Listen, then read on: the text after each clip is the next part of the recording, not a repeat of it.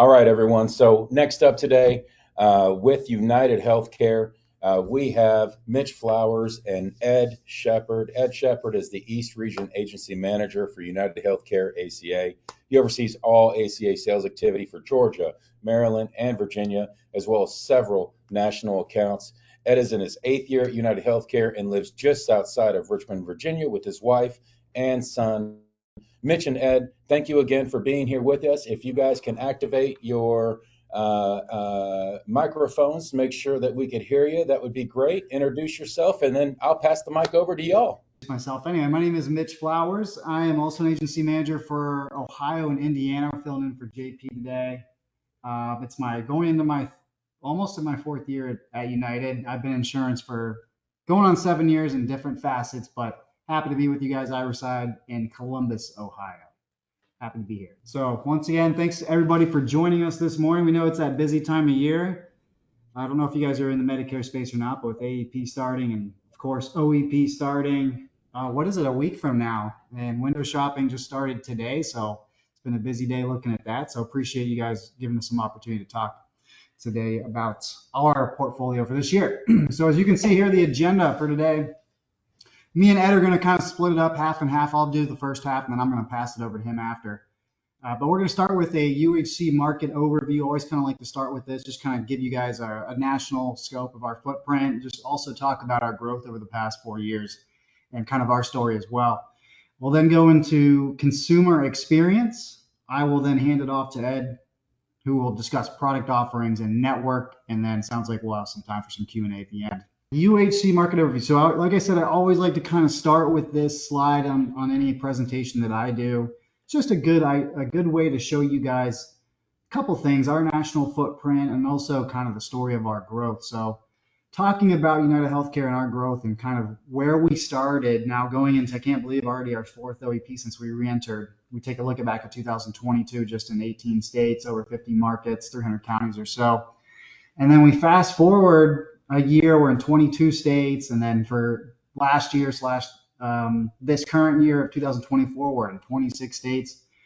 And then new for 2025, we're now going to be in 30 states, 150 markets thereabouts. And when I'm talking about a market, I'm talking about like a large metro area.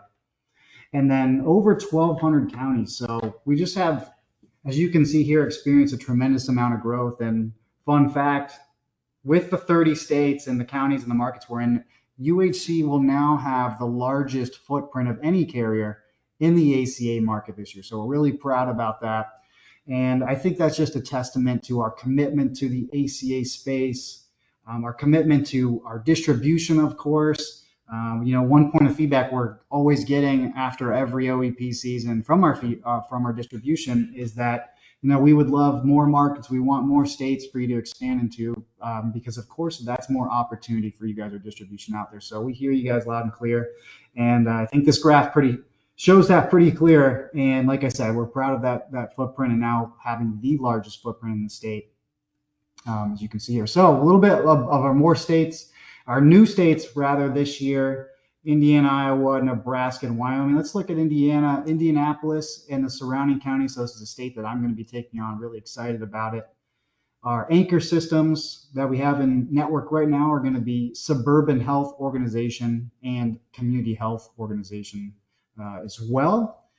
Move on over to Iowa. We're going to be starting out in the southwest part of Iowa with some cross-border access to a couple of the surrounding states.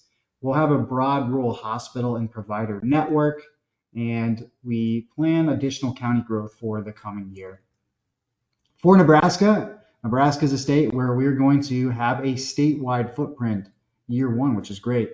The anchor systems we'll have are Nebraska Health Partners and the Methodist Health Partners, so giving us a pretty robust network in the Nebraska area. Network is going to be comparable to the market share leader, as you can see there, Centene. So not only do we have a statewide footprint in Nebraska, but we're also going to have a very robust network there as well. And then the last state here, Wyoming, we'll have most of Wyoming, all but 3 counties, as you can see there. So another state where we're almost statewide. And we're going to have also a broad network system there, which is going to mirror our commercial network in Wyoming as well. So if you're looking for some new states to jump into this year, a lot of good opportunity with these 4.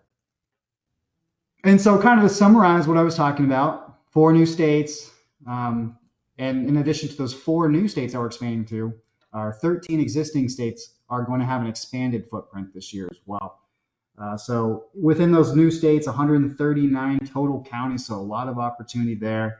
And then within our existing state footprint, 119 new counties will also be in footprint this year. And that's going to give us a total of 1,300 counties nationwide in our footprint for this year. So a tremendous amount of opportunity, the largest footprint, like I said, of any carrier, and a lot of opportunity this year. We look at growth of the market as a whole.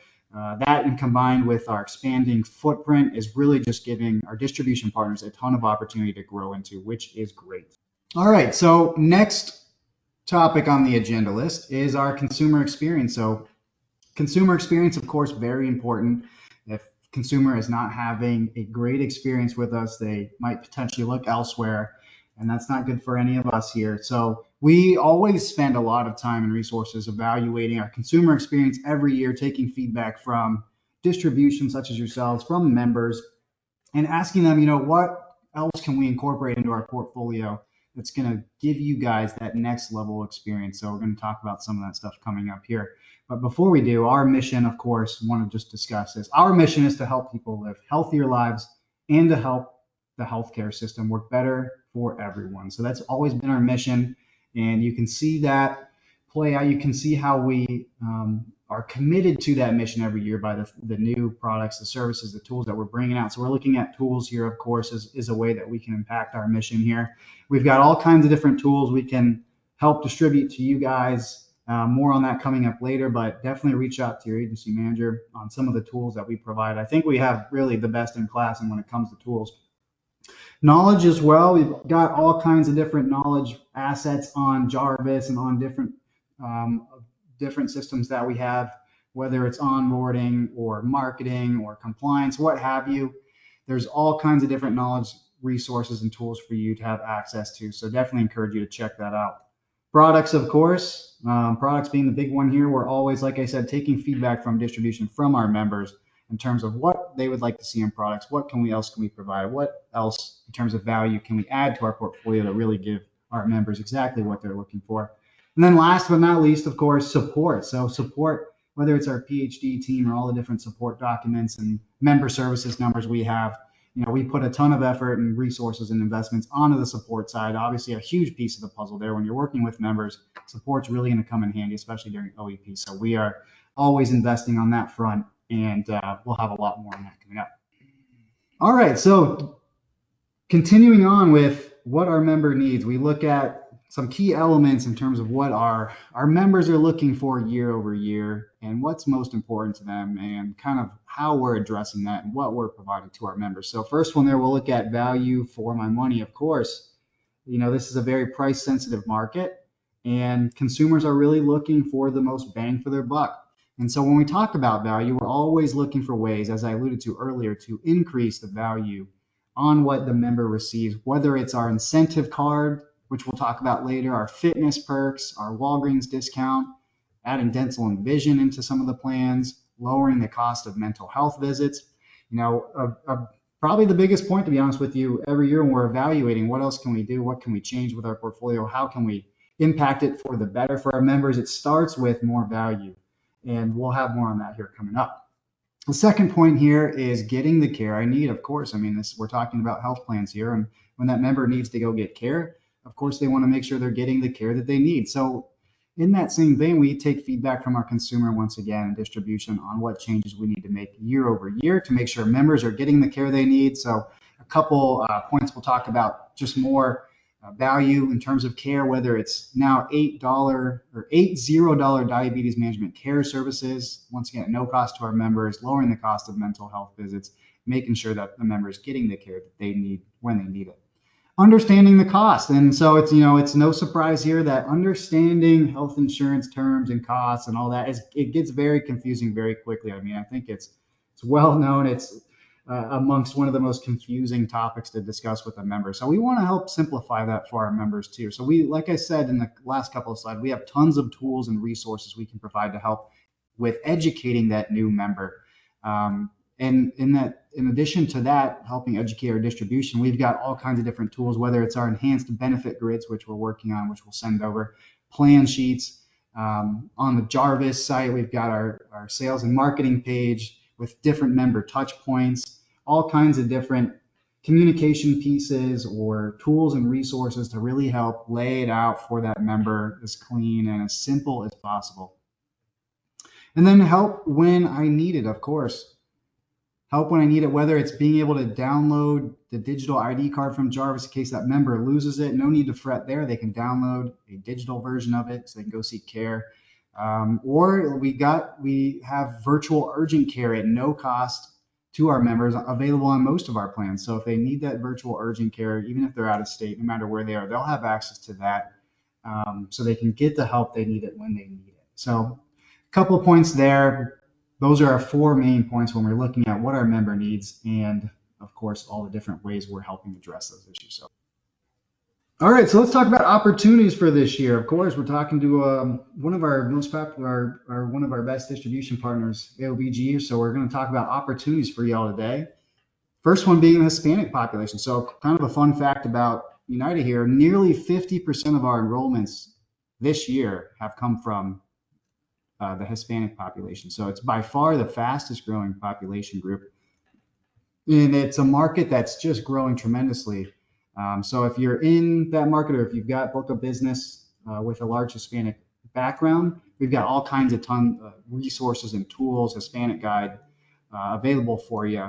But a ton of opportunity in this population, and it's going to continue to grow for 2025. So a lot of opportunity amongst this population.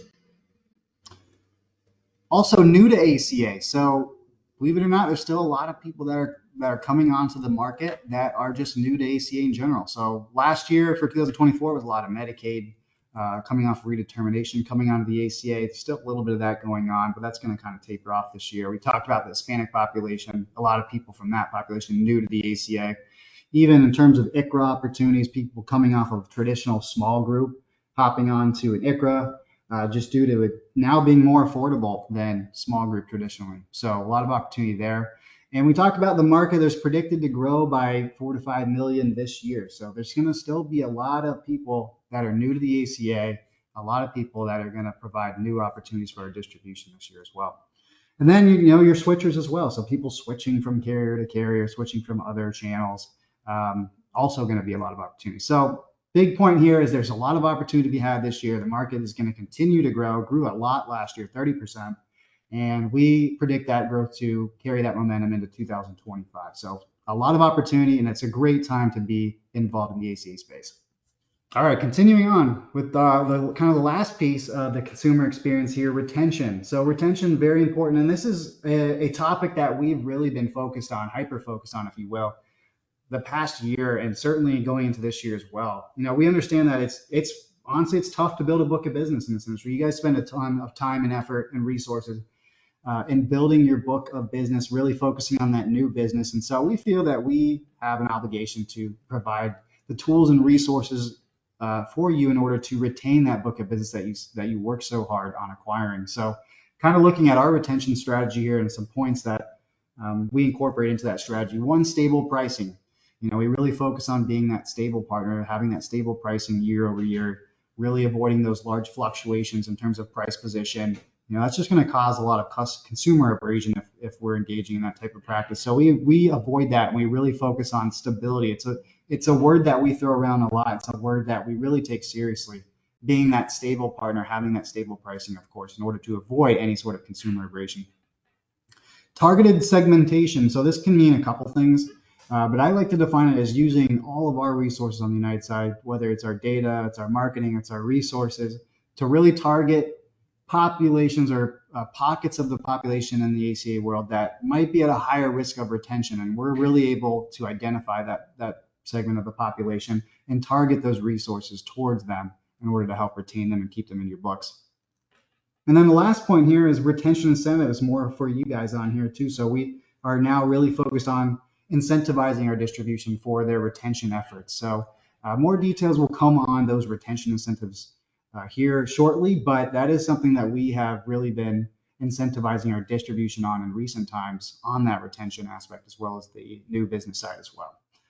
And so to kind of end here, in my portion at least, on this last couple point here, helping you guys leverage the United brand. So it's as strong as the brand has ever been. It's up 5% according to brand rankings and survey. We're the only major player that's had a significant increase in brand popularity year over year. So really proud about that. We want to help you leverage our brand. It's a brand that consumers trust. It's a household name.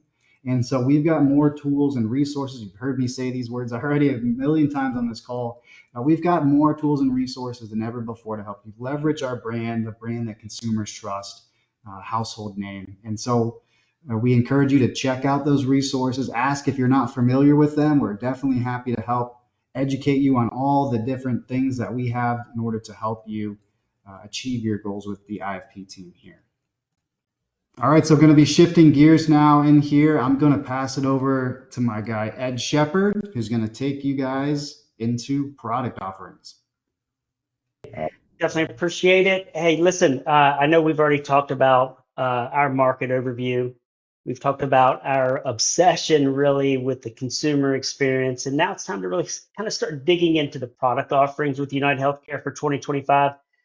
Really, in order to make sure that we have some of the products that are best suited for our customers, we solicit feedback from our agents and agencies just like you all. And we really have heard loud and clear, minimal changes to help members have that fluid experience year over year. And with that in mind, we really are working to take smaller tweaks from 2025, and we work to prioritize the most important improvements needed to better meet your members' needs. And so let's start by taking a little bit of a closer look of what UnitedHealthcare's book of business actually looks like at this point with the next slide.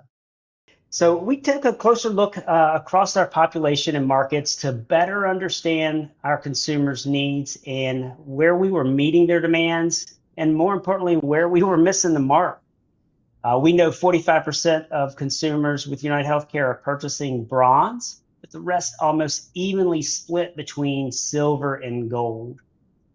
We know our recently launched Copay Focus family of products was wildly successful. And we also saw selections of essential and virtual first plans continue to dwindle. Now, it's important for us to realize 95% of consumers are subsidized, and more than half of our UHC enrollees pay a $0 premium every month. And not to mention, Mitch already alluded to it, 17%, I think it's almost 18% now, of our membership speak Spanish as their primary language in the home. And so armed with this information, we worked on our product strategy. And so I want to move to the next slide to talk to you about our product families going into 2025. As you already heard, virtual plans, they're going to be sunsetted for 2025. So at the end of 2024, those will go away. However, we still will have some virtual experiences within all of our plans moving forward. Required plans, those are the state or federal standardized plans. We do offer those in all three metal levels. Value plans, those are another popular option with UnitedHealthcare. What those look like, we have a balance of costs, right? So the premiums are a little bit lower on the front end, with cost of utilization for most common benefits being really focused there. And this is a plan that doesn't break the budget. Advantage plans start tipping the scale on a higher premium, but they're also accompanied with lower deductibles and even more copays. And members in these plans are willing to pay a little bit more upfront each month in order to avoid high out-of-pocket costs each time at the point of service. Our Copay Focus, that's the newest ones. They're the most popular product family, and they're designed to bring more cost predictability and upfront transparency for members. And it should be easy to sell, as these have $0 medical deductible, okay? And they are primarily, like it says, copay cost shares. And they were really created with careful consideration in setting copays to drive utilization patterns. The skinniest plan, known as the Essential, These plans are the cheapest premiums, but high cost of utilization. We know there's still a small market of consumers where this continues to make sense. So we're happy to announce we'll be keeping essential plans off exchange only in the 5 markets you see listed here. And those will be in the bronze metal level, okay? Now, sunsetting our virtual offerings allows us to offer a broader suite of vendor solutions so members can access the care they need, when they need it, and where they need it. Galileo was the PCP, or the primary care provider, on our virtual first plans. Well, that will now become an in-network provider available to any and all UHC IFP consumers to select as a primary care provider, regardless of the product family they purchased. For urgent and on-demand virtual visits, we'll offer 2 options for consumers to choose from through Amwell and Doctor on Demand. This virtual urgent care, these visits are supported on their vendor platforms and will be available in the MyUHC app for customers, and will be available at $0 cost on most plans. Now, as you can see from the asterisk, it says most plans, but those exceptions are HSA plans and standard plans where $0 cost share isn't permissible. Now, I want to camp out here for just a second, because a lot of times when you're working with your prospects or members, go back to the virtual for just a second, while we're working with those prospects, a lot of times you'll hear customers say, well, can I use this plan in a different state? If it's an HMO, the answer is no, that would be viewed as out of network. However, with these virtual components, consumers can live in one state, travel outside of that home state, and still have in-network offerings virtually.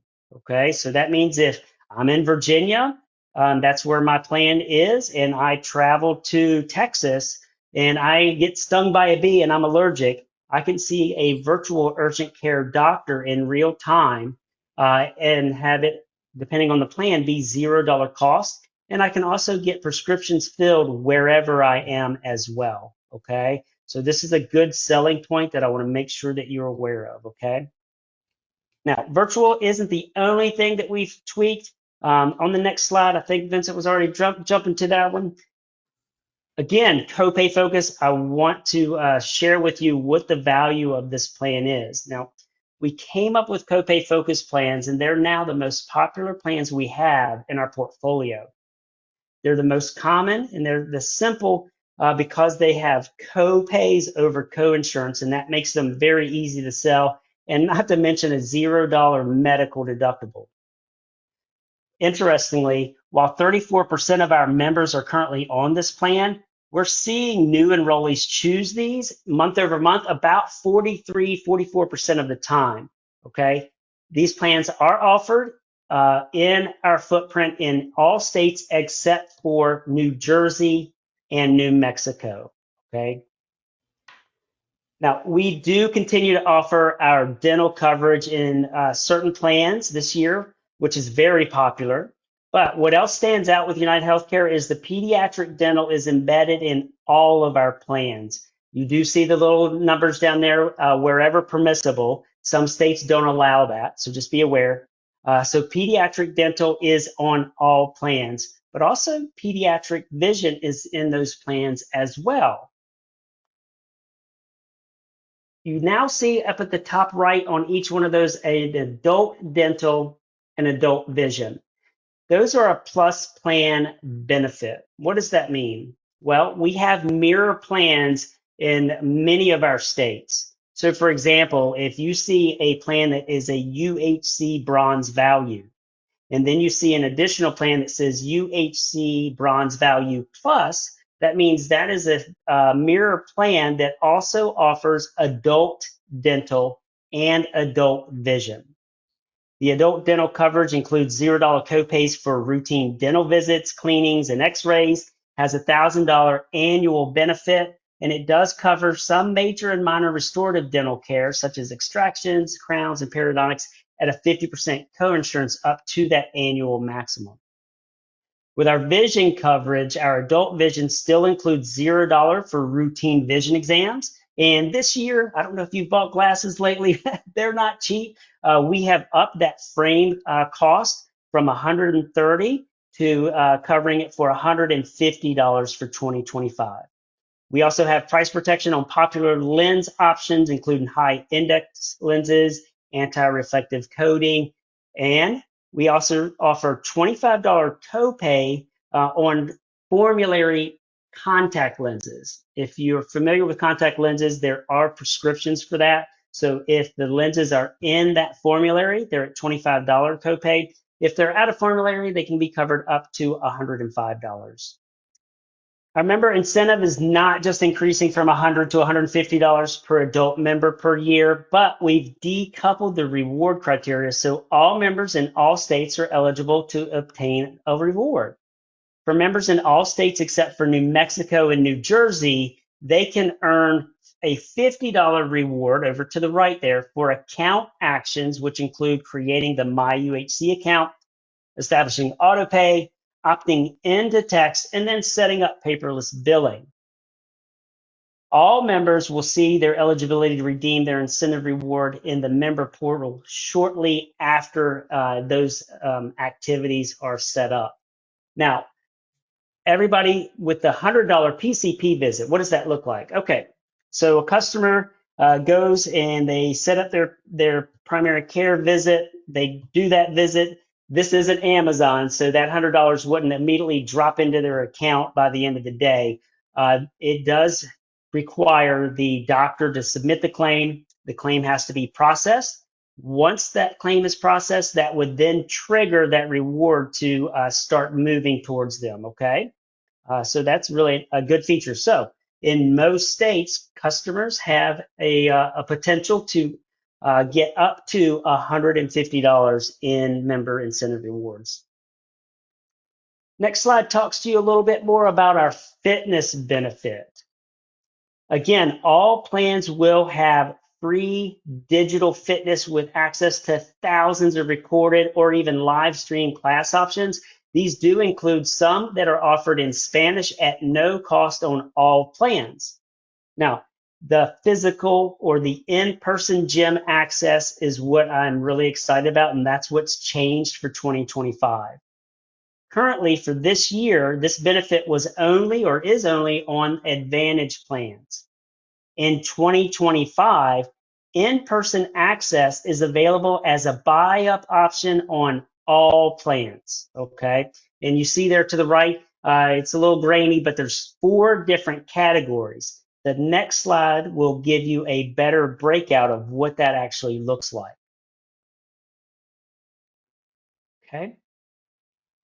So I like to kind of call it the budget to bougie, right? So we know if you don't do the buy up in the plan, you will have free or $0 digital fitness options to choose from.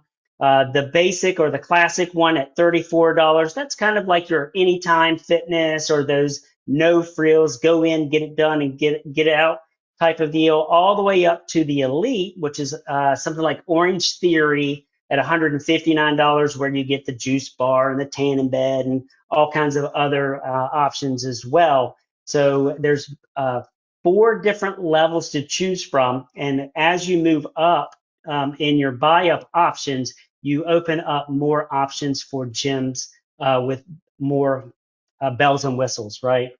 Now, all members 18 or older will have access to a discount if they are added to the plan.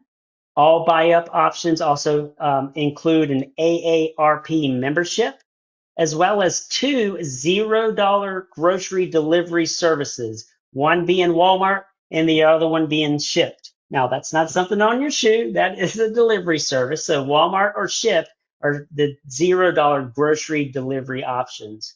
We don't currently have member-facing flyers on this, but our marketing team is working hard so that you can have something to put in front of your customers so that they can better understand this. Mitch already talked about it, but on the next slide, it has more details on our free diabetes benefits. Now, We're expanding $0 insulin to almost all plans in all markets, and we're adding routine foot care and nutritional counseling to our no-cost services for members with type 1 and type 2 diabetes for 2025. Again, UnitedHealthcare isn't approaching the market with, well, we have limited shelf space now, so we don't have diabetes-specific plans. This is available on all non-HSA plans as a standard offering. A lot of times you may have customers that are asking, well, which ones qualify? I'd want you to know that Ozempic is not one of those. If it's a commercial you see on TV, it's probably not going to be a $0 insulin. However, when I get the updated list for 2025, I will disperse that out to your leadership and they'll cascade that down hopefully for you all to have so that you can go over what those $0 options look like for your prospects and customers at the point of sale. Next slide talks about our Walgreens OTC discount. We'll continue to provide 20% discounts on thousands of eligible Walgreens branded OTC health and wellness products. This is available in all states and all plans. And here's the thing, this is a benefit your clients utilize on a regular basis, so make sure you share it with them. As you can see on the screen, customers that choose a UnitedHealthcare plan, when they get their welcome packet, they should have something in there in regards to the Walgreens OTC discount, similar to you see on the screen that coupon code. How does it work? Well, if you haven't been to a Walgreens, on the shelf, there are actually tags that say OTC qualified product. Your customer would go and pick those products that are identified on the shelf, take them to the clerk to check out. They would scan them, scan that coupon code, and boom, they save 20% right there at the point of sale anytime, okay? It's not like during select times of day or month or whatever. It's anytime throughout the year. Next slide is going to talk to you about our prescription drugs and our tiers for 2025. Listen, we know that it's challenging enough, right? And so with all the shifts in cost share, the majority of our plans, except for what you see on the right, Colorado and New Mexico, will continue to offer affordable access to generic drugs at $8 or less. And those are normally tier 2 that you see there, the generics. Overall, our pharmacy benefit will be simplified with only 5 tiers versus 6 for 2025. Again, we're trying to make things simpler moving forward for your customers. Tier 1 is preventative. Those are $0. Tier 2, generic. 3 is preferred. 4 is non-preferred brand. And then 5 is specialty. All right, I want to move into the network here for just a second. Here's what I want you to know. If you have customers that are coming off of group plans, a lot of times they may be familiar with our choice or choice. Yep, you can stay right there. Choice or Choice Plus networks. And if that's the case, I want you all to clearly communicate or even understand on your own, that's not this network. For UnitedHealthcare, we have a distinct network for our individual and family plan customers, and it's actually called the Individual Exchange. Inevitably, a consumer will call the doctor's office and say, do you take UnitedHealthcare? Well, with the different products that we have, answer may be yes. So customers would need to ask and clarify, do you take the UnitedHealthcare Individual Exchange Family Network? And the answer should or could be yes, okay? The QR code you see there, if you scan that now, you should be able to get to a website that gives you all of our network grids for all states that we will be entering for 2025. That is something that we're still continuing to build out.